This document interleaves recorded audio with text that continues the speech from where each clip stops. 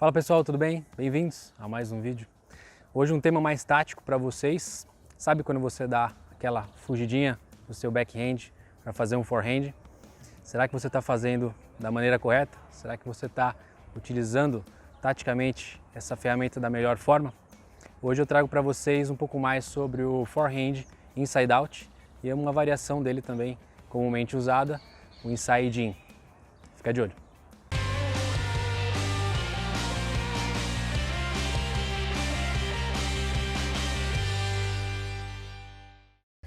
Antes da gente começar, pessoal, já deixa aquele like no vídeo, compartilhe com seus amigos tenistas e se você ainda não é inscrito, inscreva-se no nosso canal, prestigie o nosso trabalho. Vamos chegar aí à meta de 1000 inscritos no canal, será um marco muito bacana. Quem sabe a gente não faz um vídeo comemorativo.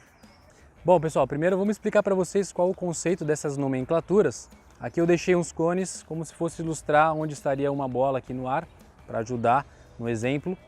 Quando eu fujo do meu backhand para poder encaixar um forehand cruzado de dentro para fora, aí sim eu chamo de forehand inside out. Quando eu fujo do meu back e faço um forehand para paralela de dentro para dentro, aí sim eu chamo de inside in. Não confundam às vezes porque tem gente que pensa que só o fato de eu fugir já significa que é um inside out. Não, vai depender muito da direção da bola que você bater. Vamos falar um pouquinho mais taticamente sobre o forehand inside out, que é o seguinte. Por que taticamente é importante? Aliás, é importante que você saiba usar as táticas além das técnicas, senão você acaba tendo as ferramentas, mas não sabe como utilizá-las da melhor forma para o seu jogo. Por que ele é eficiente, taticamente falando? Quando você foge do seu backhand, aqui mais para o canto da quadra, vai dominando o centro da quadra e o canto aqui, e começa a jogar esse forehand inside out na esquerda do seu adversário, eu estou usando aqui um exemplo como se fossem dois destros jogando, você fica dominando mais a sua quadra aqui com o forehand e jogando constantemente no backhand do seu adversário, teoricamente o lado mais fraco, e ele acaba ficando preso nessa situação porque ele não consegue achar o seu backhand, já que você está dominando para cá, então ele fica preso, a não ser que ele arrisque uma paralela ali, de repente, mas como ele está sofrendo pressão, provavelmente ele pode errar uma bola daquela. Então é uma jogada muito utilizada para botar pressão taticamente ali no seu adversário e que ele não consegue sair dessa jogada.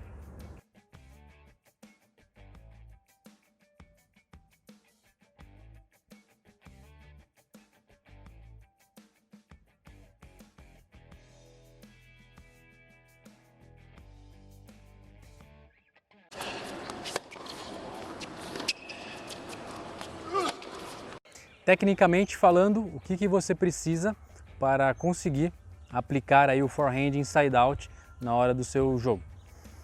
Quando você vai fazer essa jogada, é um forehand como outro qualquer, mas você está fugindo do seu backhand, ou seja, a principal coisa que você tem que prestar atenção e lembrar aí antes de você tentar a jogada é que você tem que ter tempo para fazer. Se você não tiver tempo, como é que você vai fugir de um golpe para poder jogar com o outro? Então, tempo para poder fugir do seu back, primeira coisa. E segundo, tempo ainda, porque como a gente está falando de um forehand inside out, que você precisa jogar a bola para a esquerda do seu adversário, para fora da quadra, você precisa de tempo para poder virar o seu corpo para lá. Se você não vira suficientemente o corpo, você não consegue direcionar a bola para aquele lado. Então, tempo, você precisa de tempo para fazer toda essa jogada, de forma eficiente, claro. Então, supondo que você teve tempo para poder escolher fazer essa jogada, supondo que a bola está aqui na linha do cone, mais ou menos, o que você vai ter que fazer em questão de posicionamento de pernas? Dê a volta nessa bola, abra o braço para poder bater, enquanto você abre e prepara o seu golpe, você já vai dando essa volta na bola, deixando ela para lá do seu corpo, ou seja, no começo da jogada ela estava do seu lado esquerdo, você deu a volta nela, você deixou ela do seu lado direito para poder fazer a batida. Posição das pernas, normalmente uma posição semi-aberta, semi-open stance. Aliás, eu já fiz um vídeo sobre posições de forehand, eu vou deixar aqui para vocês verem. Ok? Então, saí dessa bola, dei a volta, deixei ela para cá, aí sim executa a batida propriamente dita.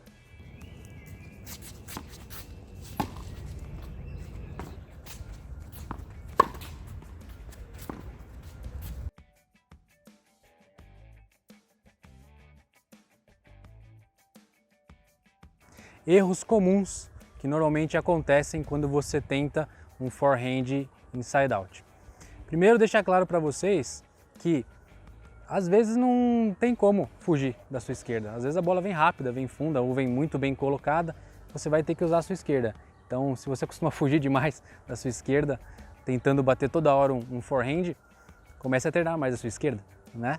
É uma opção fazer esse movimento, esse golpe, essa jogada, não uma obrigação, ou não pode ser também uma dependência sua, ok? Então, o erro mais comum é tentar fazer essa jogada, toda essa movimentação, sem ter tempo para fazer. Se você não tem tempo para virar, você começa a bater desequilibrado, você não consegue fazer a bola passar de você para conseguir uma direção boa, ela fica em cima, você bate espremido, ou você não teve tempo para bater e acaba, muitas vezes acontece isso, a pessoa acaba batendo, caindo ainda, ou seja, ela não conseguiu o posicionamento ideal antes de fazer o golpe propriamente dito. Então tudo isso influencia na hora de você escolher essa jogada. Tem que escolher sabendo que você tem esse tempo para poder executar da melhor forma possível. Vale frisar que, na minha opinião, essa jogada, o forehand inside out, talvez seja uma das jogadas mais mal escolhidas pelos tenistas. Eles tentam às vezes fazer a qualquer custo essa jogada sem saber fazer a leitura correta e saber se conseguiria encaixar isso na hora do jogo ou não. Eu sei que é difícil a gente pensar na hora do jogo rápido, porque a troca às vezes é muito dinâmica, mas toda vez que você escolher fazer essa jogada, você tem que analisar qual o risco que está envolvido na hora de executar. Quando a gente foge no nosso backhand para fazer um forehand, no caso um inside out, por exemplo, você está assumindo um risco porque você está deixando muita quadra do seu lado direito aberta para o seu adversário. Então, se você escolheu mal a jogada, se você não teve tempo para poder executar, na hora de você fazer isso aqui, provavelmente você não vai conseguir um direcionamento legal da jogada e você deixou toda a quadra aberta. Então, o grande erro tático aqui como consequência de uma falta de tempo, é você acabar fugindo, se arriscando, abrindo o seu lado direito da quadra e não conseguindo achar o backhand do seu adversário. Se essa bola, por exemplo, cair no meio da quadra lá, seu adversário vai ter um forehand para bater e um monte de quadra aberta para jogar. Então saiba escolher bem, faça uma leitura correta do jogo para ver se você vai ter tempo e ver se vale a pena executar, escolher essa jogada na hora do jogo. Agora vamos falar sobre o forehand inside in, de dentro para dentro aqui na quadra. Tecnicamente falando, qual a diferença? Os princípios são os mesmos, ok? Então você precisa de tempo para poder novamente fugir do seu backhand, para poder executar esse forehand. Você não precisa talvez virar tanto o seu corpo para poder achar uma direção cruzada, porque como a bola vai para a paralela, você virando só um pouquinho o corpo, você já consegue fazer esse direcionamento, ok? E o mais importante dessa jogada, taticamente falando, do forehand inside in, que vocês têm que prestar muita atenção, é o risco que você corre ao fazer essa jogada. Por quê? A principal diferença dos dois é a direção da bola. E quando você faz o inside in, você joga na direita do seu adversário. Normalmente, estou usando de novo o exemplo de dois destros jogando, você foge, você joga na direita do adversário. Por isso, é um risco maior ainda, já que você vai abrir quadra novamente, só que dessa vez você não está jogando no backhand do seu adversário, você está jogando no forehand, teoricamente, o golpe forte de todo jogador. Tomem cuidado. Normalmente, taticamente falando, esse forehand inside in é uma bola que a gente usa mais para atacar, para talvez definir o ponto, tentar um winner, forçar mesmo a jogada, porque se for fugir só para passar a bolinha para a direita do seu adversário com uma quadra toda aberta, você provavelmente vai acabar se ferrando aí na hora do ponto.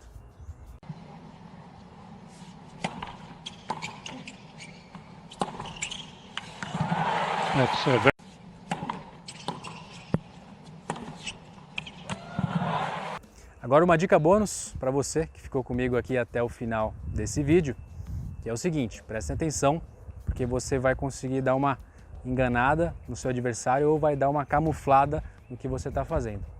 Quando você for fugir do seu backhand para fazer um forehand, seu adversário não sabe onde você vai jogar, certo? Certo.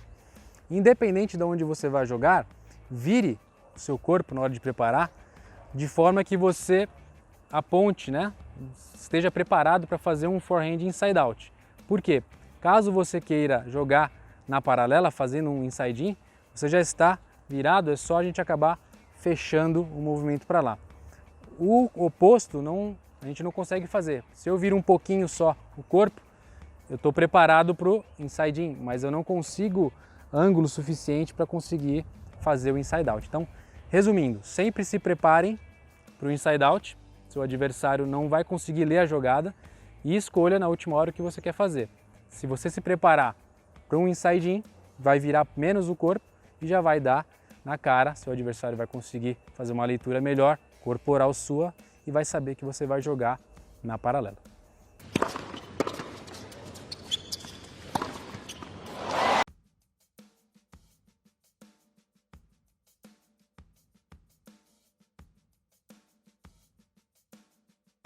Por hoje é só, pessoal, ficamos por aqui. Saiba utilizar da melhor forma essas ferramentas que você vai conseguir elevar o nível do seu jogo cada vez mais. Se você tiver alguma sugestão, alguma mensagem, alguma crítica, pode deixar aqui. Eu leio todas com o maior prazer, respondo com todo carinho. Até o próximo vídeo, um grande abraço, te vejo na quadra.